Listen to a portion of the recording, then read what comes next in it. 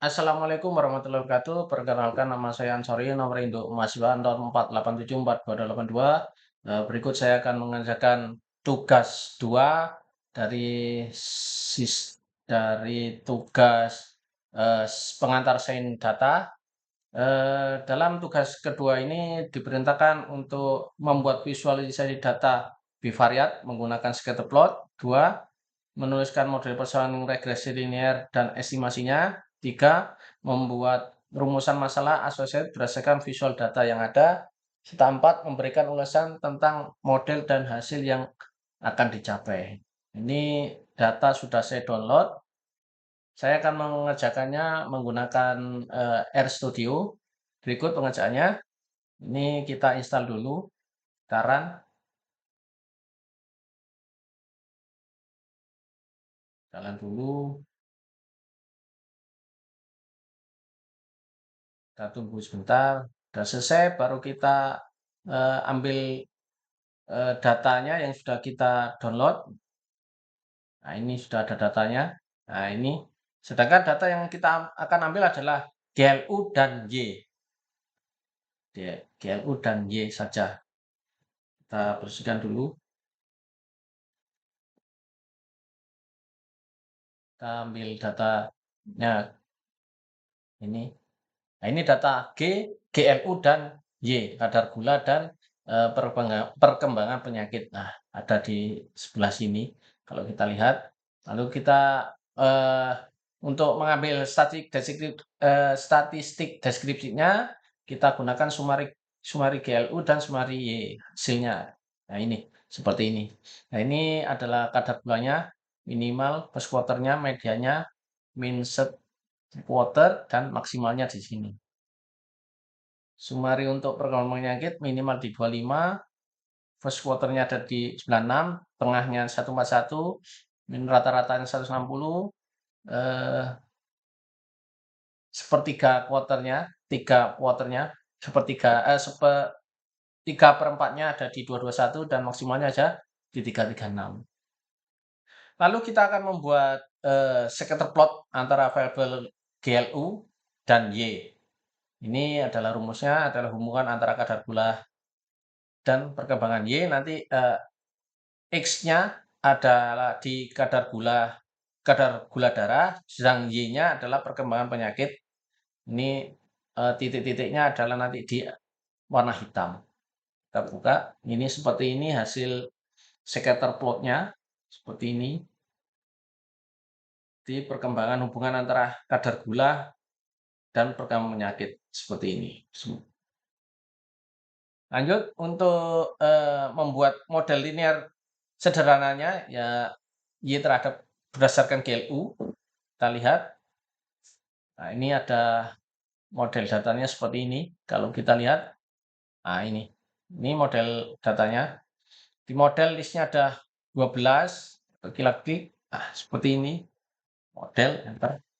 Nah, ini formulanya Y dan data, ada koefisiennya, interceptnya ada min 134,723 dan gula darahnya ada 3189. Ini koefisiennya ada di sebelah. Nah, ini koefisiennya ada di 134. Kalau kita klik, nah ini enter. Nah, ini seperti sama. Intercept-nya, GLU-nya seperti ini sama. Karena ini adalah semua data yang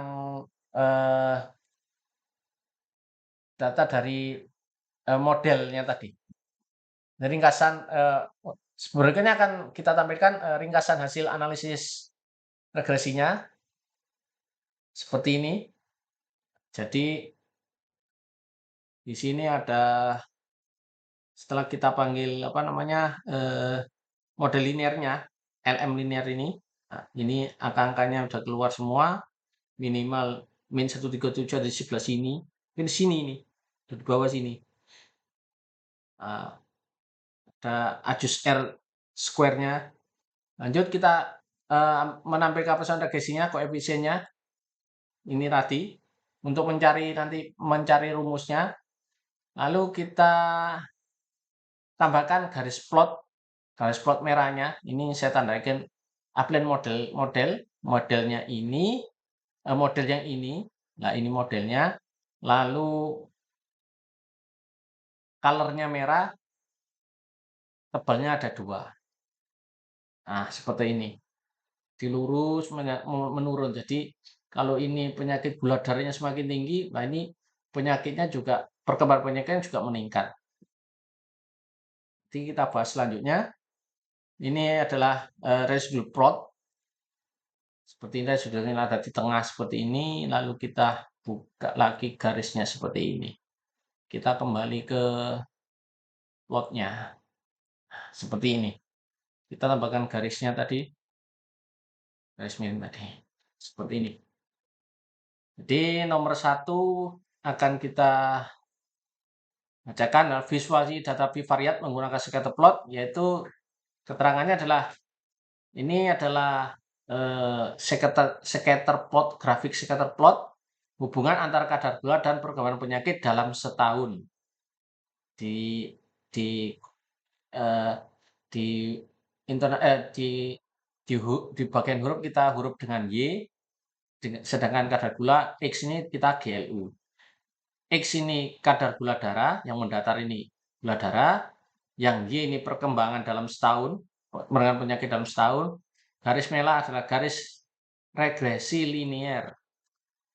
Ditambahkan pada scatter plot yang menunjukkan arah dan kekuatan hubungan linear tersebut. Jadi ini semakin kadar gulanya tinggi, perkembangan penyakitnya pun juga naik.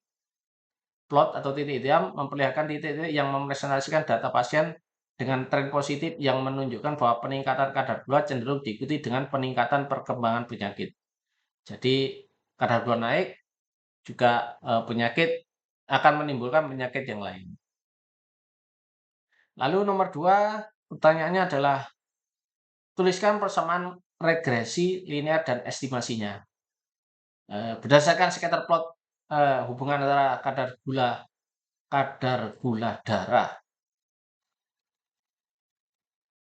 GLU dan perkembangannya dalam setahun, dapat kita tuliskan model persamaan regresi linear dan estimasinya beserta interpretasi dari setiap koefisien sebagai berikut. Nah, jadi persamaan regresi linearnya Y ini BO itu adalah intercept-nya. Di intercept tadi itu adalah min 134. Kalau kita lihat di sebelah sini adalah ini intercept. Nah, min 134. Y sama dengan BO dan plus B1 kali GLU.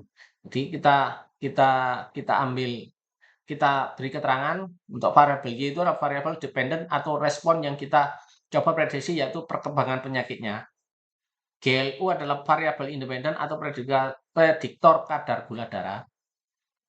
B0 adalah intercept, yaitu nilai Y ketika GLU sama dengan 0. Tapi sebenarnya ini susah untuk mencari GLU tepat 0 itu tidak susah, karena jarang. Mesti ada naik turun itu 1 atau min 1. Jadi jarang yang pas 0 benar, tidak ada. Di dalam ini ya, di dalam apa? Di dalam grafik ini. Lalu B1-nya adalah slope atau koefisien regresi, menunjukkan perubahan rata-rata dalam Y untuk setiap peningkatan 1 unit kadar gula. Jadi semakin ini adalah penambahnya adalah 3,1886. Angka positif ini berarti bahwa seiring dengan meningkatnya kadar gula, perkembangan penyakit cenderung meningkat juga. Jadi ini trennya adalah naik ke atas. Kadar gula naik, penyakit juga naik. Interpretasi dan signifikansi statistik. Angka-angka penting lainnya yang ada dalam ringkasan analisis regresi adalah residual standard error 7,38 dalam 90 derajat. Lalu multiple R-square-nya 0,2581, adjust square-nya ada 0,2505, F fantastik adalah 3,41 dalam 1 sampai 8 degree F fantastik. Dan nilainya adalah 6,825 E min 08. Jadi 0,0006,825. Jadi nolnya itu sampai 8. Jadi keterangannya adalah R square-nya 0,2581. Nilai R square-nya disebut juga koefisien determinasi, menunjukkan bahwa sekitar 2581% korelasi dalam program penyakit dapat dijelaskan oleh hubungan dengan kadar gula darah. Artinya hanya sebagian dari faktor yang mempengaruhi perkembangan penyakit yang berkaitan dengan kadar gula saja. Sisanya 74,19%, yaitu 25 tadi. Jadi 100% dikurangi 25, hasilnya 74,19 disebabkan oleh faktor lain yang tidak termasuk dalam model ini. Kalau kita lihat dari data itu kan ada banyak data selain apa? Selain dari Y tadi ada umur, ada yang lainnya juga. Ajus R square 0,25. Nilai ini adalah penyesuaian terhadap jumlah variabel independen yang digunakan dalam model. Nilai yang lebih tinggi menunjukkan bahwa model tersebut menjalankan variasi dengan lebih baik setelah memperhitungkan kompleksitas model. F fantastik nilai ini adalah hasil uji hipotesis untuk melihat apakah hubungan antara kadar gula dan pertumbuhan penyakit secara keseluruhan signifikan. Ini adalah nilai probabilitasnya mendapatkan hasil yang setidaknya se-ekstrim dengan yang diamati jika tidak ada hubungannya sebenarnya antara GLU dan Y. Seperti itu. Lalu nomor 3 adalah membuat rumusan masalah asosiatif berdasarkan visual data yang ada. Dari sini tentang hubungan antara kadar gula dan penyakit dalam setahun, kita buat masalah asosiatif. Nomor 3, berdasarkan hasil analisis regresi yang diberikan, kita dapat membuat rumusan masalah asosiatif berdasarkan visual data atau grafik scatter plot sebagai berikut. Visual datanya dari grafik itu kita dapat melihat menunjukkan bahwa ada hubungan antara kadar gula dan perkembangan penyakit dalam setahun. Titik-titik pada grafik tampak membentuk pola positif, jadi tren naik, di mana kadar gula yang lebih tinggi cenderung dikaitkan dengan perkembangan penyakit yang lebih tinggi juga. Sedangkan analisis regresi, yaitu koefisien regresi, gula darah memiliki koefisien estimasi sebesar 3,1886. Signifikasinya statistik nilainya P tadi 0,00006825. Ini karena banyaknya akhirnya ditulisnya seperti ini. Min 08 ini adalah nolnya ada 0,0-nya ada 8. Yang sangat kecil dan menunjukkan hubungan yang sangat signifikan secara statistik. R square dan adalah sebesar 0,251 menunjukkan bahwa sekitar 25,81% variasi dalam perkembangan penyakit dapat dirasakan oleh kadar gula darah. Sedangkan rumusan masalah asosiatif hipotesisnya berdasarkan visual data dan analisis regresi, kita dapat merumuskan masalah asosiatif sebagai berikut. Ini adalah merumuskan masalah asosiatif. Terdapat hubungan asosiasi positif antara kadar gula dan perkembangan penyakit, di mana peningkatan kadar gula secara signifikan berkorelasi dengan peningkatan risiko atau tingkat keparahan perkembangan penyakit. Jadi kalau andaikan pertanyaan, ini kan rumusan masalah ya. Kalau pertanyaan ya mungkin apakah ada hubungan asosiat antara kadar gula dan perkembangan penyakit? Nah, seperti itu. Kalau ini kan yang ditanyakan rumusan masalah asosiatif ini. Seperti itu. Di sini bisa ditambahkan penjelasan setelah dan implikasinya. Asosiatif ini bukan sebab akibat. Jadi ada saling hubungan. Penting untuk ditekankan bahwa rumusan ini menyatakan asosiasi, bukan sebab akibat. Jadi ini berarti meskipun ada hubungan yang signifikan, kita belum tentu tahu apakah kadar gula darah secara langsung menyebabkan perkembangan penyakit. Karena di situ kan tadi di data itu terdapat banyak banyak variabelnya ya. Kita lihat dulu. Sebentar.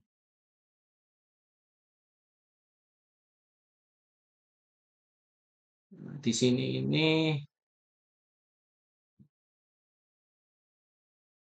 Nah, di sini ini kan ada umur, ada LDL, HDL seperti ini. Jadi banyak antara umur atau kolesterol itu juga menyatakan ada hubungan dengan penyakit. Jadi apa LDL-nya tinggi atau HDL-nya tinggi itu juga memengaruhi, eee, penyakit yang ada. Jadi sedangkan untuk implikasi hasil yang mengindikasi bahwa menjaga kadar gula darah tetap terkendali mungkin merupakan salah satu strategi pencegahan atau pengelolaan yang relevan untuk mengurangi resiko atau tingkat keparahan perkembangan penyakit ini, jadi penyakit yang tadi itu. Namun hal ini harus dikombinasikan dengan intervensi yang lain yang sesuai. Yang tadi, ya ini, intervensi yang lain adalah mungkin FDL-nya atau HDL-nya atau CH atau LTG-nya, gula darah, seperti itu. Lanjut nomor 4. Nomor 4 adalah berikan ulasan Anda tentang model dan hasil yang akan dicapai. Jadi di sini dapat saya jelaskan bahwa setelah melakukan tinjauan mendalam terhadap model regresi nilai yang telah dibangun dan hasil yang ingin dicapai dengan mementingkan visual data dan informasi yang ada, yaitu ulasan model regresi linear kekuatannya. Kekuatannya itu sederhana dan interpretatif. Model regresi linear adalah pilihan yang tepat untuk kasus ini karena relatif sederhana. Jadi mudah diimplementasikan, memberikan wawasan langsung tentang hubungan antara variabel. Jadi antara Y dan GLU. Didukung dengan visual data, scatter plot menunjukkan adanya tren positif yang kuat, mendukung penggunaan model regresi linear sebagai pendekatan yang masuk akal. Jadi tren yang positif tadi visual data adalah antara penyakit dengan kadar gula saling berhubungan. Sedangkan kelemahan yang untuk dipertimbangkan adalah asumsi linearitas. Model ini mengasumsikan bahwa linear antara GLU dan Y. Visual data menunjukkan kecenderungan linear, tetapi tetapi kita harus berhati-hati terhadap potensi non-linearitas yang mungkin belum terdeteksi sepenuhnya oleh model seperti ini. Jadi mungkin ada faktor-faktor yang lain yang bisa mempengaruhi antara perkembangan penyakit dan kadar gula. B. Korelasi bukan sebab akibat. Penting untuk diingat bahwa korelasi statistik tidak membuktikan hubungan sebab yang akut. Kadar gula darah yang bisa menjadi salah satu faktor yang berkontribusi pada perkembangan penyakit, tetapi mungkin ada faktor lain yang lebih penting atau bahkan merupakan penyebab utamanya ya. Tadi itu mungkin penyebab utamanya LDL-nya tinggi, HDL-nya tinggi atau umur sesuai dengan perkembangan umur. Seperti itu. Kalau di sini sih kita lihat ya kalau antara ini umurnya 54, ini LDL tinggi, gulanya tinggi, HDL-nya rendah. Nah, ini kan akhirnya kan penyakitnya juga agak nggak terlalu tinggi seperti itu. Ini umur yang kadar gula yang 124 ini termasuk tinggi, ya 281 semakin meningkat LDL-nya tinggi, seperti itu. Lalu hasil yang ingin dicapai dari evaluasi ada sebagai berikut. Menguji signifikansi hubungan. Targetnya yaitu menentukan apa ada hubungan antara GLU dan Y secara statistik signifikan. Sedangkan ini adalah nilai dari P tadi sangat mendukung hipotesis alternatif. Jadi hipotesis 1. Evaluasinya adalah hasil ini kuat dan menunjukkan bahwa ada asosiasi yang signifikan antara kadar gula darah dan perkembangan penyakit. Ini adalah temuan yang penting untuk dipahami. Jadi antara perkembangannya dan gula yang semakin tinggi tadi. Analisisnya adalah gula yang tinggi akan berpengaruh dengan perkembangan penyakit. Memperkirakan besarnya efek. Jadi targetnya adalah mengukur kekuatan hubungan tersebut. Yang R tadi, R square-nya, evaluasinya adalah menunjukkan R square sebesar 25,8% menunjukkan bahwa kadar gula darah menjelaskan sekitar 25% variasi dalam perkembangan penyakit. Ini adalah efek yang cukup signifikan, tetapi juga menyoroti bagian faktor lain yang berperan penting. Di memvalidasi perusahaan regresi, targetnya tadi memastikan bahwa regresi ini BO plus BO plus B1 kali gula darah secara akurat menggambarkan hubungan yang diamati dalam data. Evaluasi adalah intercept negatif dan slope positif sesuai dengan kecenderungan visual data meskipun perlu diuji lebih lanjut untuk memastikan robustness-nya, seperti itu. Sehingga, mendapatkan presisi, ini presisinya juga nggak harus hati-hati untuk menentukannya, karena ini adalah, perkembangan penyakit, apakah menggunakan pola ini memprediksi perkembangan penyakit berdasarkan kadar gula. Jadi, mungkin ada prediksi lain yang menggunakan indikator dasar bukan sebagai dasar pengambilan keputusan medis, mungkin ada faktor yang lain. Secara keseluruhan model regresi linear adalah titik awal yang baik untuk memahami hubungan antara GLU dan perkembangan penyakit yang perlu diingat adalah keterbatasannya dan mempertimbangkan analisis lebih lanjut untuk meningkatkan akurasi dan relevansi interpretasinya. Demikian. Sedangkan sumber-sumber yang ini saya peroleh dari naturalisasi, ini bisa diklik nanti juga tentang menunjukkan regresi linear itu apa. Demikian, penyampaian tugas 2 saya dari, program studi pengantar sains dan data. Bila ada kesalahan, kekurangan mohon dikoreksi. Dari saya, assalamualaikum warahmatullahi wabarakatuh.